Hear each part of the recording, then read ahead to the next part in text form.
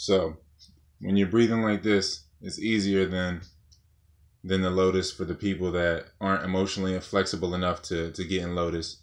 So if you especially after you're eating, you can suck in the stomach more, or not the stomach, because the stomach is really the size of the fist, and that's all we should eat at one time, and it's more towards the right side near the solar plexus. But as far as this gut right here, you can expand it easier from here, but you can also contract it easier from here. So if I'm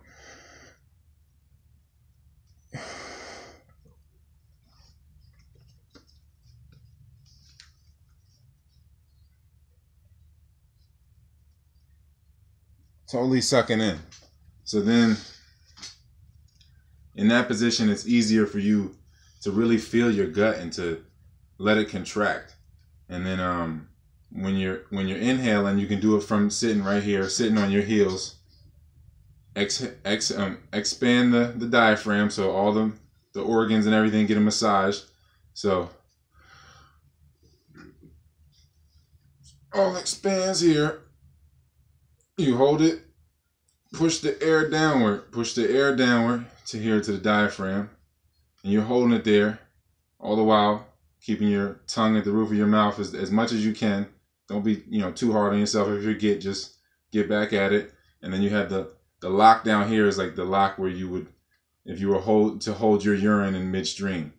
So you put the lock, and it's like the sphincter too. You're locking that bottom and then locking the top, so then the breath can fully metabolize. So you inhale, expand, push it downward, expands here, and then you get the full breath. And then you exhale after holding it for at least 15 to 30 seconds. Exhale fully all the way out. You want to get to a point where you exhale silently, but because your lungs are that strong, you don't make noise, but you have the strength to hold the breath for these periods of time. You'll do it by heartbeats eventually. It won't be by seconds. So for the next step, I feel like as you slow your heartbeat down, because again, that's what makes you live longer. As you slow your heart rate down and you slip into deep relaxation, you attract more. So your heart rate slows down, and because your breathing slowed down, and then you live more prosperous. Like, so it's just that simple. It's really, that's your frequency. Your breath is your frequency. How frequently do you breathe deep? And that's your frequency. It's that simple. That determines they play off each other, the heart and the lungs there, because that's the fire and the air, and they're one. So you got you can also, once you graduate to it, because I know a lot of people, they start to get dizzy in the head as the pressure changes, because you want to really push and control in the whole body. You want to change the pressure in the whole body throughout, to where the pressure in the head changes and you might get dizzy. So that's why I say you can sit on your heels, and then I know if your knees aren't flexible because your quads are tight because you're abusing your liver, because you're abusing sugar and you're angry, whether it be alcohol or starch, whatever. If your knees get tight on you, then you can always go up to here and then expand from here, because it's easier to expand the belly here in this position. Expand the lungs. So my lungs are all pushing all the way out. And then you might get more lightheaded. So in that position, you usually just go right back down to here. Exhale.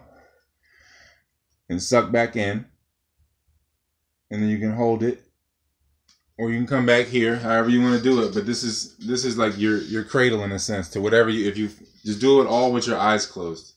To me, it was the easiest way to stay comfortable, keep the blood flowing, and then you really get, since you can move and you're not restricted to the lotus, it's a breathing practice that's more interactive, and you really start to you get filled with that spirit, man. That breath really gets in you, and you start to heat up and everything. Like, you can understand how guys like the Iceman can live in cold climates and not need, shelter or fire the same way, because it's really the breath, man. The fire, the blanket isn't warm. It just traps your own heat. So it's about getting the light inside of you that was there that you put outward. So, for me, the easiest way to stay focused on the breath would be to go up the ladder. I like to call it the chain. It'd be like, you sol, like solar plexus. So you, sol, e, sun. I'm doing a video. Sun, som at the top. So then you have each one you gotta hold. You're holding the breath in the diaphragm, and then you exhale the sound, and that just keeps you focused on the breath instead of, I don't know. I know some people meditate without the breath, but it really is a discipline, and you really want to get back to the breathing, and that controls everything else. And you can step back. You can let yin and yang dissolve into the nothingness if you step beyond the breath, because you're powering the breath, and the breath is powering everything else. So as you slow the breath down, and you slow everything down, then you can not separate, but you can get that perspective from the breath. You're like, I'm what's powering this breath that powers all the yin and yang, because that's what the breath is. And the 3D is just yin and yang. So I'm experiencing that, you really get in touch with your power that way. So that's what I would do. I go up and down the chain at least 3 times. Hold the breath. Ah, you, zol, e, zan, zom, om. So do that 3 times. That's how I would do it. And then this is when I was getting started in it. And then like Montauk Chia, the Taoist Chinese medicine, I do some of those sounds, like, because my liver was bum coming into this thing, and the pancreas too. So I do a lot of s and sh. So I do that too. I do like at least 6 breaths of each of those.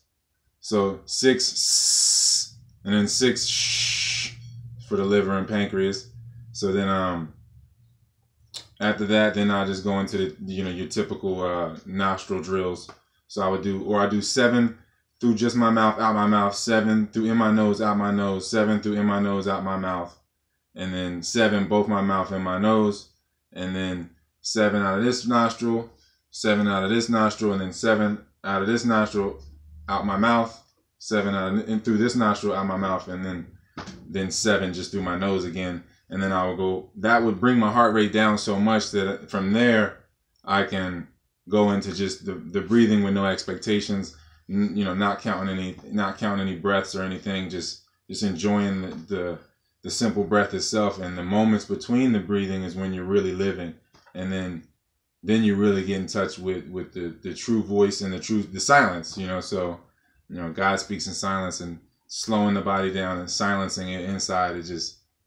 It's the piece that I want to share so much that it's funny, it's funny how that is, how sharing something can get you hurt, but it's all here for y'all if y'all want it.